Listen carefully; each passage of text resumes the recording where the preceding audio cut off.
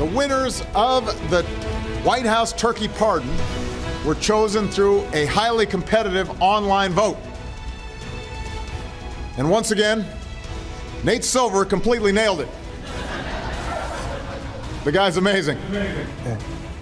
President Obama with a little shout out there for Nate Silver, brand new to ESPN and ABC News, also the editor-in-chief of 538.com. Welcome to ABC. Great to have you here, Nate. Of course. Good morning. And you did nail the 2012 election. So we want to talk about this year's elections and then how we see things playing out going into next year, starting with something that John Carl mentioned in this first roundtable. We've seen two big storylines this fall. The government shutdown clobbers Republicans the beginning of the fall. President Obama, Democrats getting clobbered by health care the last several weeks. How do you see this playing out as we head towards the midterms next year? Well, these are maybe the two biggest lines that each side has. The thing about the Obamacare rollout problems is it plays in this whole notion that Senator Paul was talking about, where how competent is big government?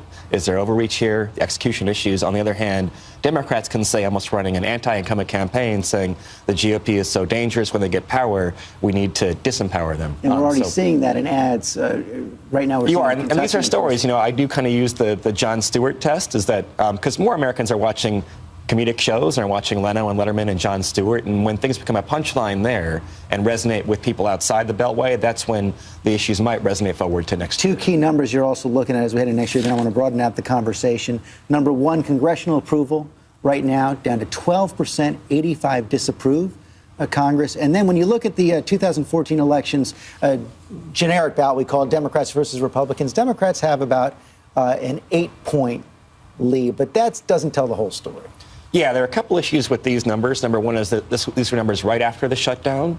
There's been in another poll, the NBC poll, we've seen Democrats retreating from their peak in that poll. But also these are numbers among registered voters and not likely voters. Usually there's a turnout gap that favors the GOP in midterm elections. Plus, we have to remember, too, that the way congressional districts are configured, most of them are somewhat Republican-leaning. Democrats are concentrated in big cities. That means Mitt Romney actually won the majority of districts last year. So although those numbers look good for Democrats superficially, very challenging for them to win back the House. And, you know, on that point, if you look at where those numbers were before the Republican wave in 2010, Democrats had an advantage on the generic ballot in Congress. Even in 1994 with the Gingrich revolution, I mean, you had Democrats had that advantage. So it wasn't quite as big as it is now, but it wasn't much different. And the great thing about Nate, which is something I referred to, is it's data-driven as opposed to sort of like, here's an anecdote. Wow, there's a big rally going on in Richmond, Virginia. It's going to change the nature of this. The other conflicting data point that I think we have looking at is the president's approval number. Because when you look at the president's approval number, you usually say, just singularly looking at that, oh, it's going to be bad for the Democrats. But then you look at the Republicans' approval number, it's really bad for the Republicans. And so I think 2014 is not going to be a wave election, in my view. It's going to be a fought-out battle by battle by battle by battle, and redistricting is going to affect that. Two big battles coming up right now, 2013. On Tuesday, we see governor's races in both Virginia and New Jersey. So for a little bit of a surprise in Virginia, Terry McAuliffe, Democrat, grew up in New York, seems to be heading towards a victory over Ken Cuccinelli, a Tea Party favorite. Both Barack Obama and Bill Clinton will be campaigning for him today. In New Jersey, Chris Christie seems to be coasting to re-election in a big blue state, despite those revelations in Double Down, and he's making no secret that he's at least looking at a presidential run. Peggy Noonan, you spent some time with Governor Christie this week. Yeah, he was beginning his big 7-day bus tour of New Jersey, right, to end on Election Day. I found him to be an example of the lost joy, the lost pleasure of politics. He's out there having fun. They love him. He's going to win by, we don't know, 20, 25, whatever points. He is feeling triumphant. That is a rare thing to see in a Republican these days. So it was wonderful to witness him. Let me tell you something I've been thinking about, though, with regard to New Jersey and Virginia. New Jersey is about to, we believe, it looks like, re-elect a red state figure who is pro-life, and he's about to win by a lot of points, it appears from the polls. Ken Cuccinelli, down south in Virginia, if that's still called the South, is a pro-life guy who is expected, according to the polls, to go down. So he's going to go down in a mixed state, and Christie is going to win in a deep blue state. I'm trying to make my point here. It's that, wow, pro-life politics and social issues can be very interesting. Well, I mean, first of all, I think that Chris Christie should really enjoy this moment. When you read Double Down and you see the kinds of stuff that has not come out about him yet, and when you actually talk to people who live in New Jersey about property taxes going up, the bond rating going down, poverty growing, I think the myth of Chris Christie is going to pop like a big balloon. I think this is his last great moment. I think when you want to run as a fiscally conservative guy and your property taxes are going up and you got the worst bond rating in the state and the stuff that's in that book, let's separate those questions. I've read the parts of the book about Chris Christie. What are you specifically referring to? I mean, I saw the stuff on his vetting file. You know, it's stuff that could be uncomfortable. It has to be answered, but it doesn't seem to be disqualifying. I mean, I just haven't been out there. Listen, the stuff that I've seen, I haven't read the full book. The stuff that I've seen, when you talk about the kind of temper, when you can put together a roll of tape, you have to have a DVD full of the greatest hits of this guy yelling at people and screaming at people. I don't think it's been packaged together yet, but more importantly, that's his brand. Listen.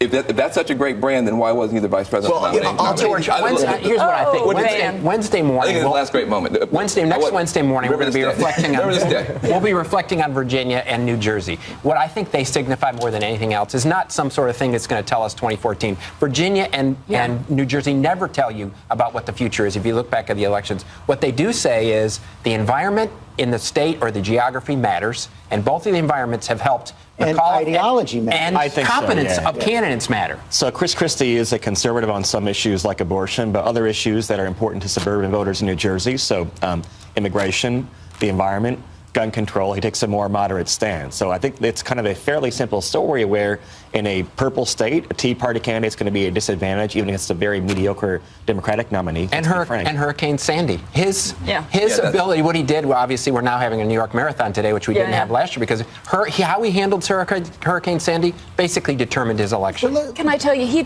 Christie said, I asked him about these issues. He said, you know what you guys all misunderstand about politics? It's not about ticking off boxes and this issue and that issue.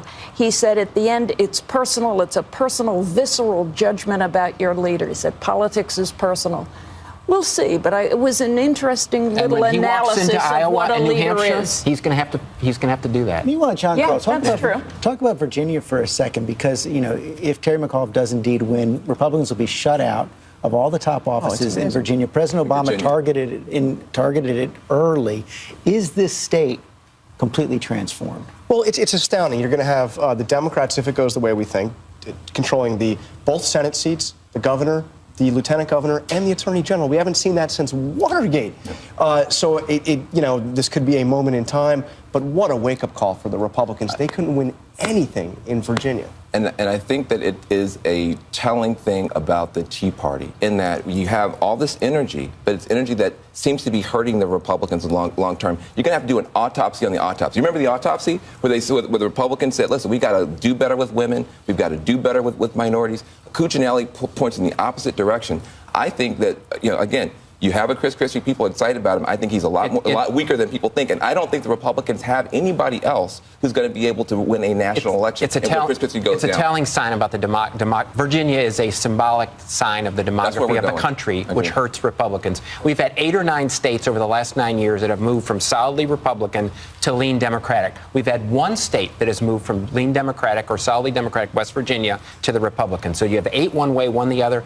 Demography in this country really is not a good sign for Republicans. Candidates matter. I mean, the Republicans nominated far-right candidates. Lesson for the Tea Party, Peggy Noonan?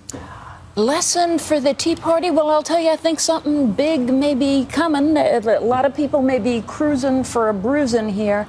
Big difference between the Tea Party now and, say, 64 and Goldwater, 76 and Reagan.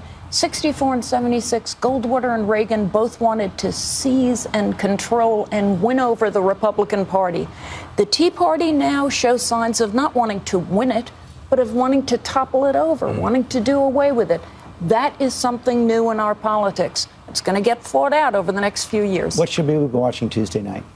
So these races aren't terribly competitive. The one contingency in Virginia, McAuliffe is a heavy favorite. You do have a Libertarian candidate, though, where his vote combined with Cuccinelli's would be ahead of McAuliffe. So if you see a lot of last-minute defectors, people saying, I don't like Cuccinelli, but I'm Republican, I'm going to vote, not waste my vote, then he might have an outside chance. But most of these races are kind of baked in, I think, at this point. The one thing I'm looking for is New Jersey, the gender gap. In the last Quinnipiac poll, Christie had exactly the same level of support among women than he had among men. No gender gap whatsoever. He's running against a woman. If he comes anywhere near that close, that will be the central argument for Christie, that he is a Republican who can win.